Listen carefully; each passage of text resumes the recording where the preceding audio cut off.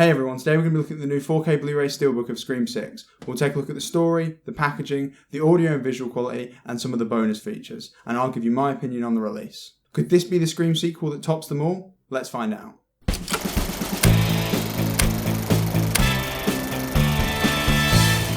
First, I'll start with a look at the story, which is going to involve some spoilers. If you haven't seen the movie yet, I'll simply say that Scream is one of my favourite slasher franchises, and I thought the movie was brilliant. I expected to be disappointed, but instead I found what is in my opinion a strong entry into the Scream franchise, and the better of the two recent requels. With that being said, feel free to skip ahead to the next chapter now to avoid spoilers.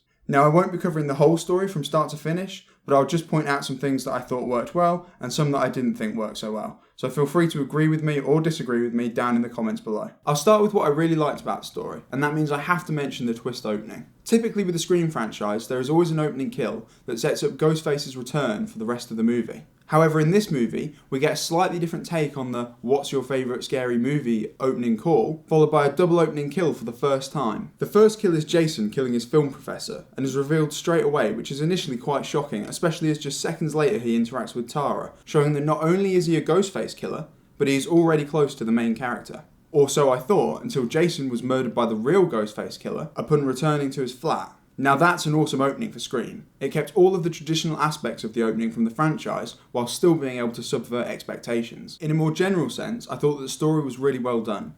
The pacing is slightly faster than previous entries in the franchise, but I think it worked really well. The characters are still interesting, and I really love that they kept the meta-horror of Scream with Randy's niece Mindy, with how she explains that in this movie they're no longer in a requel, but a franchise. Her explanations of the rules of horror movies and how they apply to the characters in the story really helped to keep the Scream film grounded in its niche, which is why I'm really glad that the writers kept her in there to explain this stuff, because it would have been very easy to cash in on the Scream franchise without keeping that unique selling point that Wes Craven strived for in the beginning. I also love how this movie is somewhat of an homage to the second Scream film. There are many things throughout the story that line up with the second film, perhaps coincidentally in some cases, such as the killers being related to the killer in the previous film, much like Billy Loomis's mother was the killer in Scream 2, the whole university setting, even the ending strikes a similarity with both movies ending with a final confrontation on a stage. One could argue that even the subway scene is very reminiscent of the beginning of Scream 2, with a large group of people dressed as Ghostface, and you're never quite sure who the real Ghostface is, or if he's even present.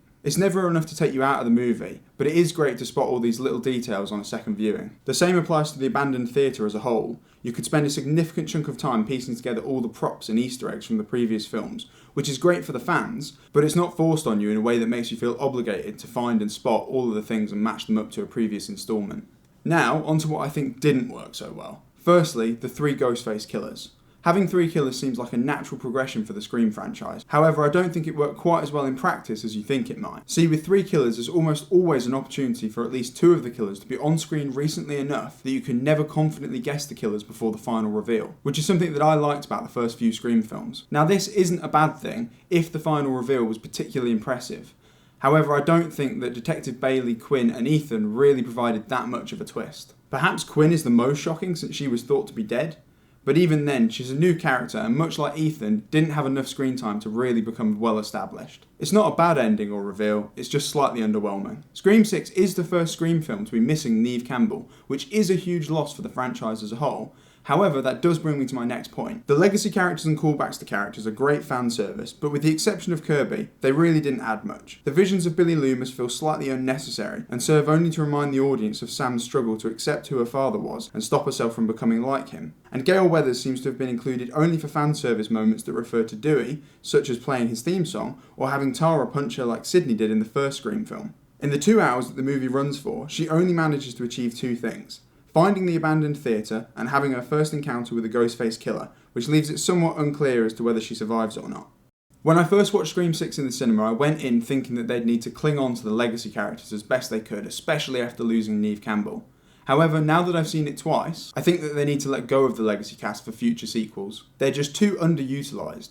Scream 5 already passed the baton on to the new characters in the core 4, and I think it'd be best to send the legacy characters off in a fitting way and focus more on the core 4 now. The connections to the previous Scream films have already been well established at this point, so I don't think that this would leave any of the future films disjoint from the franchise as a whole. Lastly, on a less serious note, I have to mention the naming scheme. The Scream franchise now has the following entries: Scream, Scream 2, Scream 3, Scream 4, Scream, and Scream 6 in Roman numerals. Oh, but now Scream 2022 has sort of been fan rebranded Scream 5 with a Roman numeral. I guess it makes more sense than just skipping 5 altogether, but it's a small detail and it bugs me every time. Moving on to the packaging, we have a J card as always, but this time one that goes over the top rather than the bottom. This steelbook has a really nice gloss finish which looks great, at least initially. Since the artwork is mostly black, this steelbook is definitely a fingerprint magnet. On the front, we have Ghostface staring out from the subway train doors, which of course is referencing one of the most tense scenes in the movie. It's worth noting that the age ratings are not printed on the steelbook, they're just a sticker so you could easily remove them if you wish. And for all of us out there that like a title, the steelbook does feature the Scream 6 logo on the spine. The back features what is probably my favourite image on the steelbook, which is Ghostface's signature hunting knife stabbed through an apple, a reference to the film taking place in the Big Apple, aka New York. This image really pops colour-wise. The deep red of the apple and blood, coupled with the shiny knife blade, create a really vibrant image against the black background. Lastly, on the inside we have an image of Ghostface against the New York cityscape, which looks great, but unfortunately there is a lack of disc art. Let me know in the comments what you think of this steelbook. I personally love it and it's definitely my favourite steelbook I've picked up recently. So I'd be interested to hear your thoughts. Moving on to the technical side of things, this release does feature Dolby Atmos on both the 4K and the Blu-ray. I felt that the audio was great throughout, with absolutely no complaints for me. It was perhaps a little bit quiet at times, but that could just be my setup. Visually, the film looks superb. It's shot in a 2.39:1 letterbox format, so you will have black bars at the top and the bottom. And for those of you that don't like grain, you'll be pleased to know that the movie was shot digitally. Whilst it's not the most strikingly beautiful release I've ever encountered, it's certainly of a high quality, with great HDR and sharp details. In particular, the characters' facial details and hair were particularly well preserved. It's worth noting that the 4K Blu-ray does make use of Dolby Vision, but this Blu-ray is upscaled to 4K from a 3.4K source. However, I never found anything that would indicate that this movie was upscaled. Despite the fact that this is a dark movie taking place mostly at night with dim lighting, I never noticed any crushed blacks or lack of shadow detail. In terms of colour, this movie has a rather restrained colour palette, which works in its favour and really helps to set the right tone, as the movie feels a lot darker and a little grittier, more violent and intense than any of the previous Scream films. The biggest highlight of this colour grade for me has to be the red colours. The colour isn't featured heavily throughout the movie until it comes to scenes that deal with blood, in which deep saturated reds are revealed that really makes the blood pop. In terms of bonus features, this release has over 1 hour of behind the scenes interviews and clips from the cast and crew. These range in topic from more of a writer's perspective of moving the story to New York City, to costume design, and even how they built some of the sets. It's also nice to know that there is an audio commentary which does provide some nice details on the production. Overall, the bonus features are nice and they do provide some good behind the scenes details. However, they are far from the best bonus features I've ever seen on a release. There tends to be a lot of reuse of clips from the movie rather than showing us actual behind the scenes footage. Featurettes about building the sets often tend to skip past some of the construction and design details, and it often felt like there was more to be said than was actually shown. In all fairness, while I'm not trying to downplay the difficulty of creating a feature film like Scream 6, there is perhaps less novelty to its creation than something such as Avatar, so perhaps this film doesn't lend itself quite so well to behind the scenes information.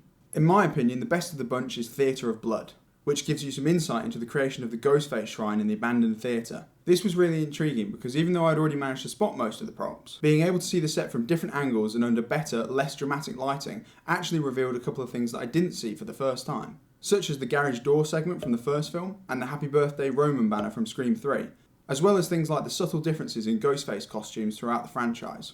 Things that are instantly recognisable, just a little bit harder to spot during the movie due to the dramatic lighting and the different camera angles, which of course are prioritising telling the story rather than showing off the sets. Overall, this film looks and sounds great. I have absolutely no complaints about the video or the audio. This is a really nice release. Both the 4K and the normal Blu-ray provide an excellent experience, with Dolby Atmos on both of them and Dolby Vision on the 4K. Other than the lack of 3D, the presentation is almost identical to what I remember seeing in the theatre, which is great. When I went to the cinema, I watched the movie in post-converted 3D, which whilst it's not the most impressive 3D presentation, it was certainly worth watching. I can't say that the movie was entirely shot with 3D in mind, but there do seem to be certain scenes that were clearly designed to take advantage of the 3D effect. In 2D, they're not as jarring or obvious as you might think, but since I'd already seen the movie in 3D, they definitely stood out to me. In terms of the film itself, is it the best Scream film? No. Is it the better of the two recent requels? Yes. In my personal opinion, this film ranks somewhere between Scream 3 and Scream 4, possibly closer to Scream 3. Obviously, Scream 3 does have the advantage that it did round off the original Scream trilogy with a nice fitting ending. But regardless, as much as I critique the story of Scream 6, I still believe that it's better than 2022's Scream and a great addition to the franchise. Clearly, the entire creative team cares deeply about their work and have, in my opinion, made a valiant effort to not only create a sequel that fits well into the franchise, but one that respects and upholds its legacy. Yes, it's not the greatest entry into the franchise, but if you set nostalgia aside for just a second, you can clearly see that this was a well-made and well-executed movie. It manages to steer the franchise into a slightly new direction while still maintaining the heart of what makes Scream such a unique slasher franchise. If you enjoyed this video, please consider liking and subscribing. Thanks for watching.